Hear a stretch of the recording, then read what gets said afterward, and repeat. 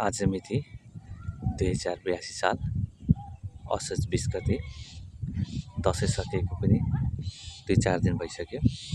यहाँ पानी चाहिँ अथाह परेर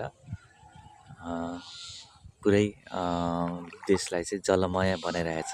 तर पनि यो हाम्रो गाउँ चाहिँ अलिकति उचाइमा भएको र तराई क्षेत्रको अलिकति उचाइमा भएकोले खोला नलाग्ने, पहिरो पनि नजाने, पानी पनि जमेर बाढी जलथल नहुने अवस्थामा छ। यहाँ चाहिँ म मेरो दाइको भर्खर बन्दै गरेको छतबाट यहाँ भिडियो खिचिरहेको छु। मौसम एकदम चिसो छ। आजदेखि जल तथा मौसम पूर्वानुमान विभागले आजदेखि खुल्छ भनिरहेछ। मौसम खुल्छ, पानी पर्दैन भनिरहेछ। आजदेखि अलिकति दिन पनि अलिकति पानी नपरेको अवस्थामा छ। नत्र पानी परिरहेको चाहिँ हिजोसम्म यतिखेर पानी झरी पानी परिरहेको थियो।